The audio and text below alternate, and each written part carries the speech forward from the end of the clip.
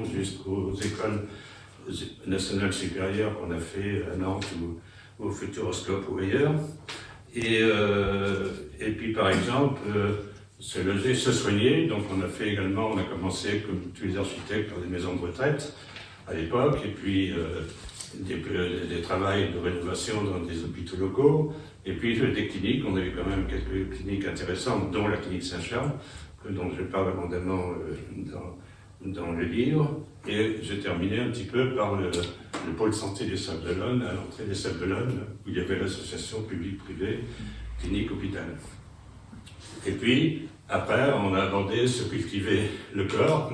Donc c'était ça comprend tous les équipements sportifs, où les points forts, ça a été à La Roche-sur-Yon, tout au début de ma carrière, la salle de sport subi, qui est toujours en place, malgré une façade un peu étaguée, un peu abîmée, mais elle est toujours là, elle sert toujours en balle et elle est bien appréciée, même si les basketteuses sont parties aux Odéry. Et ensuite, on a fait surtout avec Jacques Oxiette, parce que ça le suivi, c'était Jean-Paul Caillot, on a fait le complexe patinoire à Arago, piscine patinoire, qui depuis la piscine a été démolie et transformée par un autre projet plus important, mais le patinoire est toujours là. Et on a eu la chance aussi avec un autre cabinet d'architectes de Paris, et on l'avait parce qu'on était parisien, la salle Antares, qui est à l'intérieur du circuit de 24 heures du Mans, et où l'équipe de basket du Mans, qui est de haut niveau, joue dans cette salle.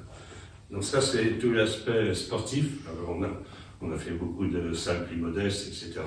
Et on a fait surtout beaucoup de piscines, beaucoup de centres aquatiques, grâce au projet de La Roche-sur-Yon, et souvent même des projets associés patinoire-piscine, en concours. Et donc j'ai eu une époque où j'ai fait beaucoup de concours dans tout le nord de la France. Et en fait, le seul que j'ai gagné, c'est à Besançon. Donc j'ai fait une deuxième piscine patinoire à Besançon, avec un souvenir, des très bons souvenirs de déplacement là-bas, avec un des meilleurs architectes qui était associé, qui malheureusement a disparu, mais qui me recevait d'une façon extrêmement sympathique dans ce beau pays du Doubs.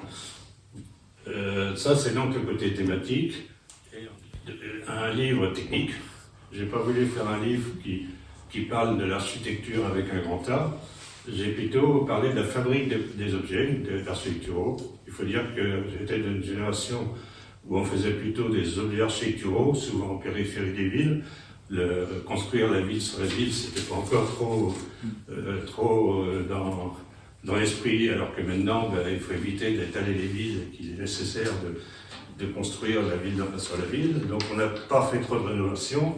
On était d'une génération, on a laissé on va dire des casseroles du genre que la performance thermique n'était pas encore, même s'il y avait le choc pétrolier des années 73 du temps de Giscard.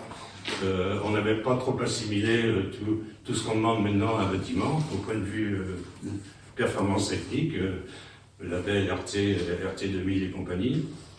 Et on a utilisé, malheureusement, cette génération, l'amiante, et qui pose des problèmes actuellement, puisque quand on commence à rénover un chantier, il y a une phase de désamiantage qui est toujours onéreuse, compliquée. Et voilà, donc on n'a pas fait que des bonnes choses, mais il faut toujours mettre l'architecture dans son contexte des années, donc 60, 70, 80, et l'environnement. En plus, l'environnement, la prise de conscience de l'environnement est arrivée qu'à la fin du siècle, on peut dire.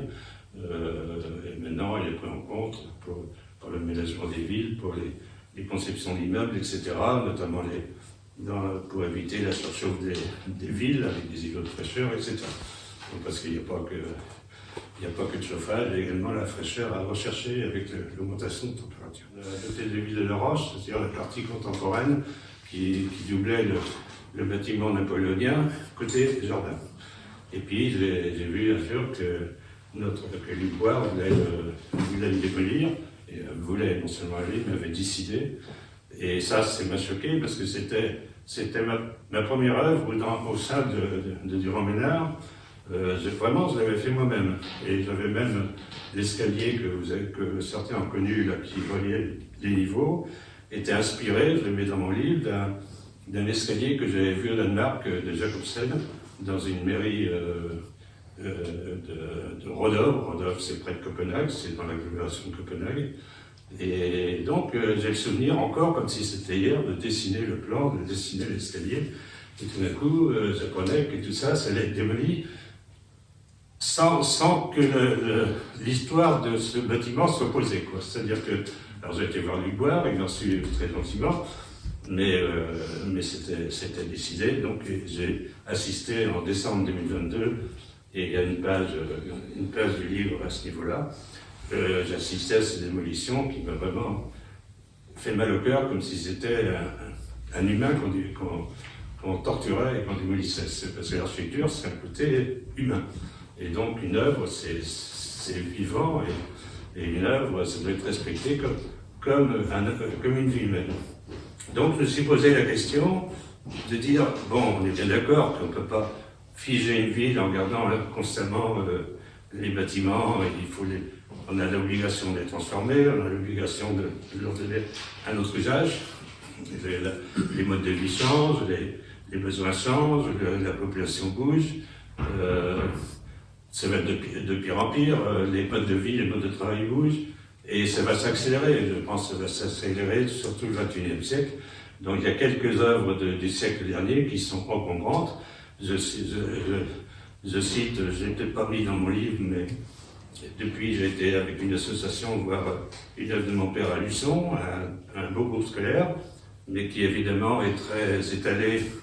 C'est un bâtiment avec juste un étage, ça prend beaucoup de place en plein centre de Luçon, c'est pas loin de la cathédrale, et il y a tout un projet urbain qui est prévu à la place.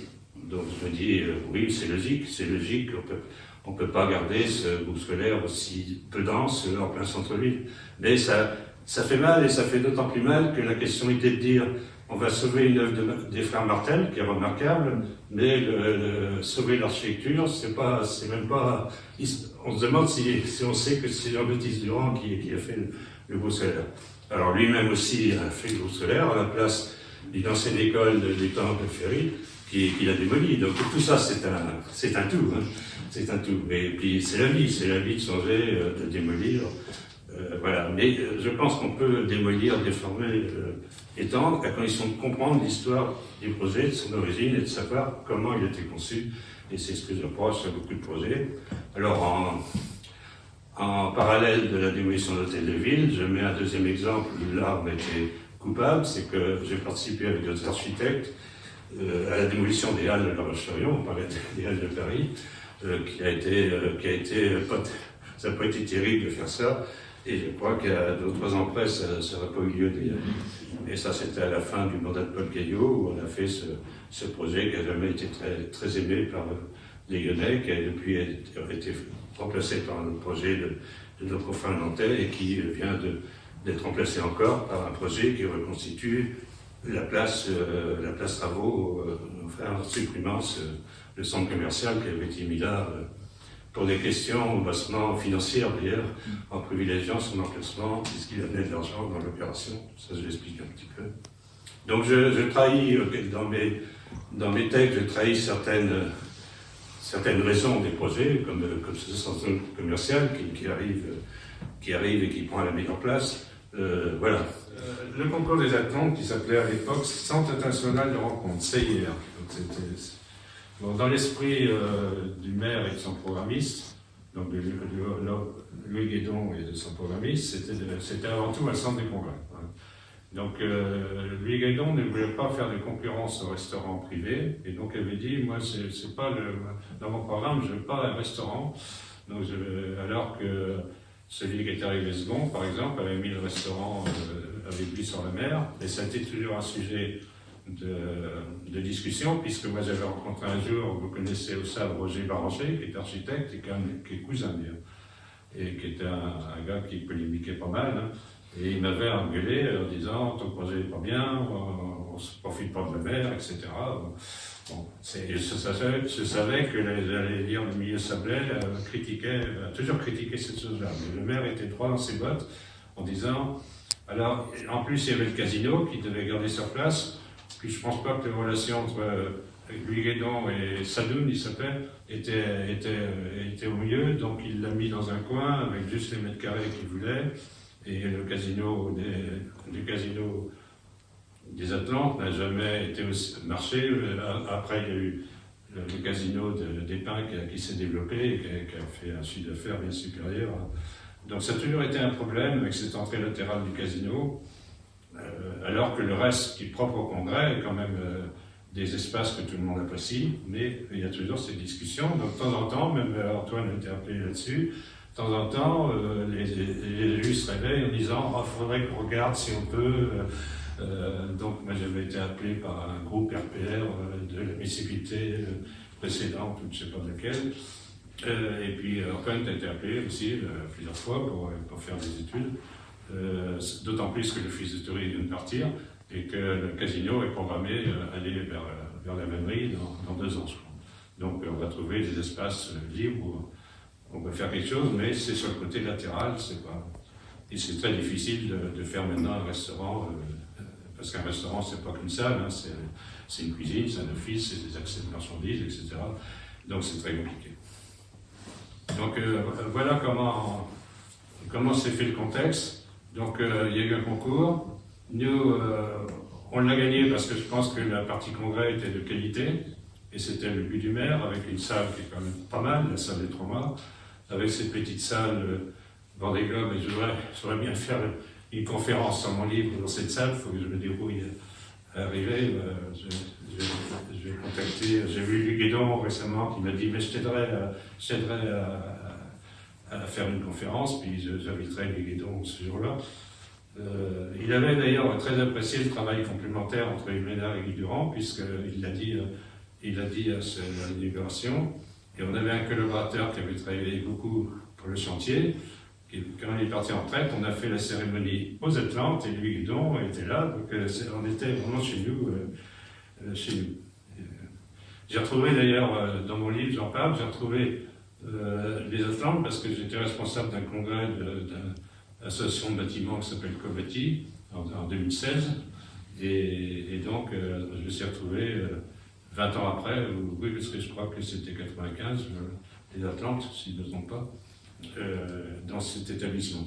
Alors, on a voulu aussi des formes rondes, des formes qui rappelaient un peu la courbe de la baie, de la plage, du liseré de la mer, et pour contraster par rapport au Miramar et par rapport aux immeubles qui étaient de part et d'autre.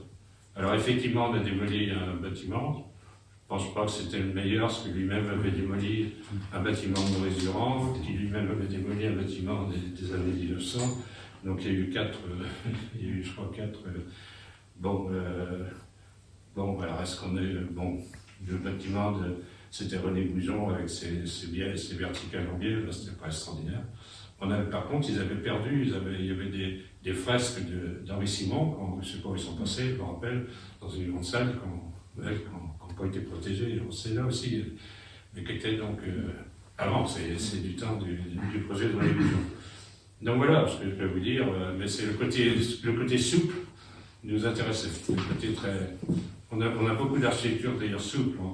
On présente des projets ou des programmes très complexes d'école supérieure, par exemple, on les met entièrement dans un cercle. Donc le cercle contient tout le programme. On n'est pas du genre à faire des bâtiments dans tous les sens. En général, il faut que le bâtiment soit unitaire, ce qui est le cas des Atlantes.